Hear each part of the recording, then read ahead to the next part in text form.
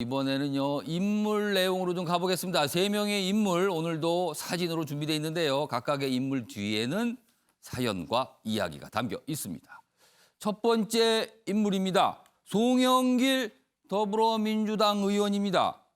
국회에서 외통위원장을 맡고 있죠. 그러니까 외교 안보 분야 이쪽에 상임인데 거기 위원장을 맡고 있는데요. 어떤 내용일까요? 보겠습니다. 대포로 폭파 안 시킨 게 어디냐? 송영길. 여기 제목에는요. 황당 발언이라고 소개가 돼 있어요. 그러니까 좀 뭐가 안 맞는 거 아니냐는 뜻이 되겠죠? 정확하게는요. 대포가 아니라 포라는 얘기에서 포로 이렇게 얘기했죠. 포로. 그러자 뭐 통합당에서 엄청난 또 비판을 가했고요. 뭐 여러 가지 얘기가 있습니다. 여기 보면 구체적으로 무슨 얘기를 했는지 여기 소개가 돼 있어요. 여기 있습니다. 송영길 외교통일위원장은 어제입니다. 외통위 전체회의를 마치고 이 연락사무소 폭파 소식이 들렸잖아요. 그래서 이거에 대해서 취재진이 질문을 했습니다. 그러자 이렇게 얘기합니다. 포로 폭파하지 않은 게 어디냐? 이렇게 얘기를 합니다. 이게 듣기에 따라서 여러 가지 또 해석이 가능합니다. 그리고요. 이 발언이 꽤 논란이 됐습니다. 어제 오후에. 그러자 어제 저녁에 이제 수습에 좀 들어갔습니다. 그래서 페이스북을 통해 글을 올렸는데 이런 내용입니다. 남북 간 연락 공동사무소는 엄연한 대한민국의 재산이다. 북한이 대포로 폭파하든 다이너마이트로 하든 대한민국 재산에 대한 파괴 행위는 위로 갑니다. 결코 용납될 수 없다. 수습에 나섰으나 이미 이 얘기를 했죠. 그 논란이 좀 이어졌습니다. 관련 기사 하나 더 보겠습니다. 송영길, 북한 대포로 폭발한 게 어디냐. 역시 같은 내용 제목으로 전하고 있고요. 그리고요, 어제 여권 인사들로부터 여러 가지 얘기가 좀 있었는데 이런 것도 있었습니다. 여기 보면 윤건영 의원, 여기는 청와대 근무를 했잖아요. 얼마 전까지요. 그리고 문재인 대통령과 아주 가까운 뭐 핵심으로 꼽히는데 탈북자 의원 탄생한 것도 영향을 줬을 것이다. 이것도 여러 가지 또 해석이 가능해요. 여기 아랫부분에 있습니다. 윤 의원의 얘기인데요. 탈북자 출신 국회의원 탄생도 북한 입장에서는 큰 메시지였을 것이라며 이렇게 얘기했는데 탈북자 의원이 지금 태영호 의원, 지성우 의원이 통합당 소속이잖아요. 그래서 여기를 이 의원들이 당선된 게 남북관계 악재가 됐다. 이렇게 좀 해석이 됐거든요. 그래서 이건 어떻게 좀 이것도 역시 약간 뒷말 좀 낳고 있어요. 자, 그럼 이 내용 좀 최영호 고문님하고 정원갈 시장님께 미리 질문 좀 드렸어요. 이 송영길 외통위원장 발언 중심으로 이거 어떻게 생각하시는지 도대체 왜 이런 말을 순간적으로 했을까 해석 좀 해달라고 미리 질문 드렸는데 먼저 최영호 고문님. 네, 이제 외통이라는 게 이제 사실은 이제 우리나라의 모든 이 뭐 정치적, 사법적 모든 그런 사회적인 여론까지를 다 모아서 대외적인 활동을 해줘야 되는 창구입니다. 그리고 외통위원장이 사실 이제 유엔 제재라든가 이런 것들을 풀기 위해서는 물밑 그다음에 뭐 물 위에서 계속적으로 뭐 활동을 하셔야 되는데 이렇게 조금 경솔한 말씀을 하시면 대창구에 대한 이 신뢰도가 굉장히 떨어지거든요. 외통위원장 된 지 하루 지났습니다. 어제가. 그러니까 조금 더 신중하셔야 되고 이제는 그 대신 뭐 유엔에 가서라도 발언을 하실 기회가 분명히 올 텐데 그렇다면 원칙에 의거한 일의 얘기들을 하셔야 그쪽에 가서 북한이 이런 점 때문에 우리가 풀어줘야 된다는 얘기 등 여러 가지 남북관계의 어떤 호전 사항을 위해서 일하실 수 있을 텐데 그런 부분들이 전혀 고려되지 않은 그냥 이거 무슨 뭐 전쟁 아니지 않느냐 이러한 전쟁만 아니면 안 된다는 그런 뉘앙스가 나오는 부분들은 굉장히 아쉬운 부분이고요. 다음에 또 계속적으로 이제 이런 이 도발이 재개됐을 때 또 인용될 수 있는 그런 단초를 제공하신 거 아니냐 해서 아쉽습니다. 정원갈 시장님은 왜 그랬을까? 어떻게 좀 보셨어요? 그 송영길 의원 초기 발언은 사실은 잘못된 거죠. 뭐 다시 또 해명성 입장을 내놨죠. 파괴 행위는 용납돼서는 안 된다라는 입장을 내놨습니다만 저는 이 외교안보 문제 특히 사실 평화라는 것이 공기처럼 국민들이 느끼질 못하지만 굉장히 소중한 가치거든요. 근데 지금 이제 북한의 굉장히 어떤 위협적 군사적 위협까지 지금 나오고 있고 또 다른 이제 긴장 국면 속으로 지금 들어가고 있는 겁니다. 예. 그거에 따른 것은 뭐 여야라고 해서 구분되지 않고 대한민국 국민이면은 누구든 또 감내를 하는 예. 그런 상황인 겁니다. 그렇기 때문에 외교안보 문제는 늘 그렇죠. 그러니까 굉장히 좀 신중해야 되는 것이고 예. 그 여야 정치권도 마찬가지로 뭐 또 즉흥적인 그런 입장이 아니라 예. 정부의 입장이 어떤 것인지 또 정치권의 어떤 하나된 목소리는 과연 어떻게 내야 될 것인지 어디 비판, 비난, 뭐 불수불수 개인의 의견에 앞서서 예. 좀 이 같은 좀 차분하고 안정적인 이런 대응이 굉장히 좀 중요하다고 봅니다. 특히 어떤 위기 상황에 닥쳐왔을 때 예. 외교 안보에서만큼만은 적어도 21대 국회에서는 뭔가 초당적인 대처 예. 이 같은 점을 한번 보여주는 것도 새로운 국민들이 정치권에 기댈 수 있는 그것이 뭐 어떤 원칙적 대응인지 방법론에 대해서는 여러 가지 있을 수 있겠습니다만 결국엔 국민들이 보기에 잘못된 건 잘못된 것이고 예. 또 대안에 또 합리적으로 만들 부분은 분명히 있거든요. 그 같은 점에 대해서는 좀 하나된 목소리로 이렇게 좀 정리가 돼서 움직이는 게 중요하지 않나 그런 생각을 합니다.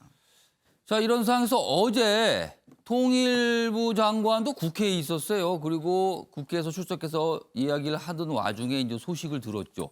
아무튼 정보 파악이 저는 다 안 된 상태에서 여러 가지 내용을 얘기하는 상황이었었는데 아무튼요. 어제 상황 영상으로 준비했습니다. 보겠습니다. 오늘 오후 2시 50분쯤 서부전선 전방 지역에 대형 폭발음 들려온 것으로 확인된다고 하는데요. 예, 일단 예고가 된 부분들이기 때문에 제 현재 상황에 대해서는 정확하게 저희 여기 와 있는 상황 동안에 벌어진 일이기 때문에 조금 더 정확한 상황을 확인해 봐야 될 것 같습니다. 어제 이제 통일장관은 국회 출석했고요. 당시에 통일차관은 대북전단 관련 뭐 현장 점검 뭐 이런 차 인천 성모도에 갔다가 이제 소식이 나온 거죠. 그러니까 통일부는 대북전단 부분에 굉장히 주시하고 있었는데 사실 그 이상으로 지금 가버렸잖아요. 그리고 방금 전에 소개했습니다. 조선일보 기사 다시 한번 좀 보여주세요. 윤건영 의원이 탈북민 출신 국회의원들 기사 한번 다시 보여주세요. 탈북민 출신 국회의원들 얘기가 있는데 이런 얘기를 했잖아요. 탈북자 의원 탄생도 북한에 뭔가 메시지를 준 것 같다. 그래서 뭐 지금 상황에 영향을 준 거 아니냐 이런 취지의 얘기를 했죠. 변호범 변호사 두 가지입니다. 윤건영 의원 얘기 그리고 통일부 장관의 얘기 어떻게 보셨어요? 지나치게 북한의 눈치만을 보고 북한의 심기만을 거스르지 않으려 한다라는 인상을 지울 수 없을 것 같습니다. 여당의 중진이었고 또 청와대에서 핵심적인 역할을 했었고 현 예. 정부의 통일부 정책을 총괄하시는 분들이 예. 이번 사태에 대해서 단순히 뭐 예고되는 행위에 따라 진행되는 것 아니겠느냐 라면서 그냥 대수롭지 않은 듯한 또 우리가 대북 전단을 날려서 이렇게 된 것이니까 우리 잘못도 크지 않느냐라는 예. 상황 인식 자체가 문제가 아닌가 싶습니다. 탈북자들이 국회의원 되니까 북한을 자극해서 결국 이런 상황이 온 것 아니겠느냐라고 하면서 지나치게 북한의 편만 들고 있는 것 같은데 과연 이것이 우리 여당과 정부 정책 담당자들의 책임 있는 자세로 할 수 있을지 의문이 들고요. 한 가지 말씀드리고 싶은 것은 굴욕적인 평화는 평화가 아닙니다. 그건 노예 상태에 불과한 것이지 예. 그렇게 불종적이고 굴욕적인 모습으로 평화를 얻는다고 해서 그것이 과연 서로 화합하고 소통하는 평화가 될지 단순히 노예 상태에 머무는 것이 아닌가 싶은 생각이 드는 건 조금 말씀을 드리고 싶습니다. 자, 오창석 평론가. 어제 상황 굉장히 막 숨가쁘게 진행이 됐어요. 그리고 국회도 사실은 갑작스럽게 뭐 내용이 와서 그리고 오늘 국회에서는 정부 당국으로부터는 정치적인 보고를 받는다는 그런 일정도 좀 잡혀 있는데 지금 상황들 뭐 되면 여권의 반응이죠 지금 이거 어떻게 보셨어요? 일단은 여권의 반응이 일단은 청와대와 정당 차원의 어떤 메시지를 내야 될지 정확하게 정해지지 않은 상태에서 이제 개별 의원들이 이제 몇몇 말의 실수라고 저는 어떻게 보면 좀 약간 당황한 상태 아니면 충분한 정보가 없는 상태로 보이긴 해요 지금. 네. 일단은 현재 이제 민주당이라든지 청와대 입장에서는 2018년 4.27 이후에 어떻게든 이 어렵게 찾아온 이 평화를 유지시키려고 노력을 했을 겁니다. 그리고 그 기조가 유지되길 바라면서 이런 말을 했을 텐데 송영길 의원의 발언은 최대한 양보해서 설명해 보자면 뭐 인명 피해가 없고 과격한 모습을 의도적으로 이제 장면을 연출해서 공개하지 않고 그냥 했던 말만 지키는 선에서 끝났다 이렇게 정도로 볼 수가 있는데 중요한 거는 이제 국민들이 받아들이는 것이라고 저는 생각합니다. 민주당의 지지자들 역시 이 부분에 대해서는 지난 2년 동안 예. 정부가 할 수 있는 것을 다 했느냐라는 의문을 가지는 민주당 지지자 분명히 있을 거고요. 지금 그리고 두 번째 통일부 장관으로 임명된 김현철 통일부 장관이 예. 처음 임명됐을 때 예. 많은 전문가들이 그런 우려를 했습니다. 너무 과격하고 강성 학자였기 때문에 통일부 장관으로서의 어떤 천천히 나아가는 모습을 뛰어넘어서 아주 그 과격하게 나가지 않을까, 평화를 위해서 예. 돌진하지 않을까라는데, 사실 지금 임기 동안 예. 이렇게 유순한 장관이 없었다. 아. 목소리가 제대로 보이지 않았다. 왜냐하면 통일부 관계자들을 얘기 들어보면은 예. 통일부 장관에 임명이 되고 나면은 이제 10대 과제, 만약에 5대 과제 이런 거 선정해서 예. 가져가면은 그 다음 날 이제 통일부 관계자들이 와서 오. 왜 이게 안 되는 것인가에 대해서 이야기를 해준다고 합니다. 예. 그러니까 아마 어떤 그런 공무원 마인드를 비판한 이런 내용이라고 저는 생각을 하는데, 그런 부분을 뛰어넘길 바라면서 김현철 장관을 분명히 대통령 임명했을 거라고 봅니다. 예. 근데 그럼에도 불구하고 그 시간 임기 동안 크게 보여준 점이 없었다는 점, 거기에 대한 아쉬움, 그리고 송영길 의원 같은 경우는 외통위원장으로서 이 평화적인 기조가 유지되길 바라는데 예. 그런 것에 반하는 것에 대해서 스스로가 아쉬움을 드러내려고 하다가 지금 말실수가 나온 것이 아닌가라는 생각이 좀 드네요. 그러니까 어떻게 보면 여권 전체 이런 반응들, 뭐 지적도 받고 뒷말도 나오고 있습니다만 지금 상황에 대한 깊은 실망감이라고 또 해석할 수도 있을 것 같아요. 그러면서 뭔가 안타까움도 묻어나는데, 아무튼 언론 평가가 오늘 좀 호되게 나왔습니다. 여기 뭐 황당 발언, 그리고 어떻게 이런 말을 할 수가 있냐, 뭐 이런 지적들이 좀 많이 담겨 있었습니다. 자, 이번엔 두 번째 인물로 가겠습니다. 두 번째 인물, 윤미향 의원입니다. 자주 등장했는데 오늘은 어떤 내용이 있을까요? 보겠습니다. 국회의원 윤미향 후원 안내, 이게 포스터군요. 지금 보면은 여기 보면 국회의원이니까 후원금을 모금하는 거죠. 근데 후원금 모금 포스터가 좀 소개돼 있어요. 뭐 투명한 후원, 깨끗한 정치, 여러분의 소중한 응원, 뭐 희망으로 돌려드리겠습니다. 이렇게 돼서 민주당 의원, 정치후원금 의원들은 선거가 없을 때는 1억 5천만 원까지 모금할 수 있죠. 선거에서 3억인데 좀 후원금 모금을 한다는 내용이 실려 있어요. 다음 내용 좀 보겠습니다. 자, 그런데 이거에 대해서 이제 통합당 조수진 의원이 이렇게 또 비판했네요. 윤미향 후원 계좌 개설 당혹스럽다. 정의원 이사장 시절의 후원금 투명서부터 밝히길. 그렇죠. 이 기부금이 논란이 됐는데 아직은 좀 수사도 진행되고 이게 아직은 완전히 해소가 됐다가 하기 어려워요, 지금. 그런 상황에서 후원금 모금을 한 부분에 대해서 지적을 하고 있네요. 이게 상황이 묘하죠, 그러니까.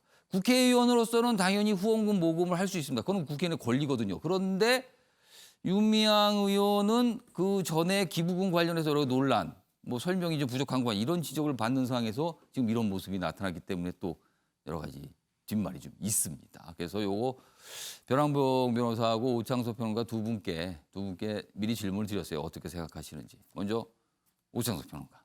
네, 일단은 이제 정의연 회계 관련돼서는 지금 검찰 조사가 들어갔고 이 부분에 대해서는 분명히 명명백백하게 밝혀질 예. 것이라고 봅니다. 뭐 회계나 이제 횡령 부분 이런 부분에 있어서는 사실은 이제 이론만 잘못 쓰더라도 분명히 불법적인 내용이 드러날 것이기 때문에 이 부분에 대해서는 윤미향 의원이 본인 스스로가 더 현재 결과가 아직 나오진 않았지만 스스로가 더 잘 알 거라고 봅니다. 근데 그런 예. 부분에 있어서 자신감이 있으니까 아마 이렇게까지 할 수 있지 않을까라는 생각이 들고 근데 이런 부분이 뭐 어떤 불법적인 내용은 아니고 모든 국회의원들이 할 수 있는 그렇죠. 내용입니다. 그렇기 때문에 저는 정의회계라고 쓴 것이 예. 정의연의 활동의 회계 부분에 있어서 문제가 없었다. 그런 부분의 메시지를 좀 강하게 드러낸 것이라고 저는 판단이 되고 있습니다. 그거를 이런 식으로 어떻게 보면 좀 간접적으로 네. 본인의 모습을 보여주는 거다. 자신 있다라는 표현이다. 네. 그렇게 해석을 해주셨고요.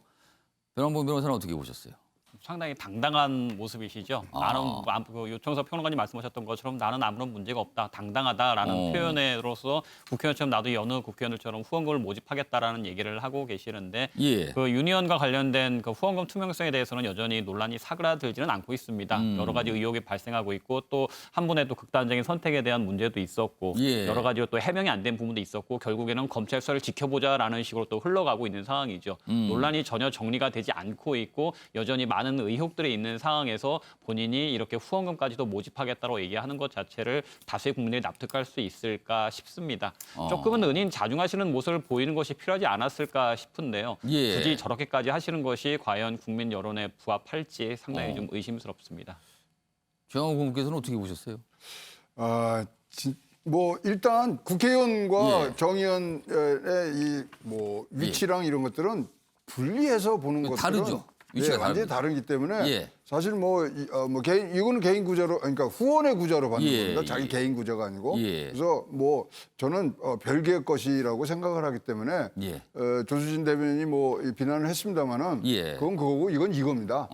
그래서 일단은 회계에 대한 그런 의혹이 정의원 관련된 부분들이 예. 빨리 풀어지면서 그런 것들이 이제 이런 의혹까지 다 되기 때문에 예. 조금 빠른 속도를 좀 내줬으면 좋겠다. 그리고 나눔의 집 지금 뭐 대표도 이제 예. 사망하신 사건들이 있기 때문에 지금 모든 것이 여기에 포화가 집중돼서 예. 또 국회 일하지 않는 국회로 가는 부분들 이거는 아닙니다.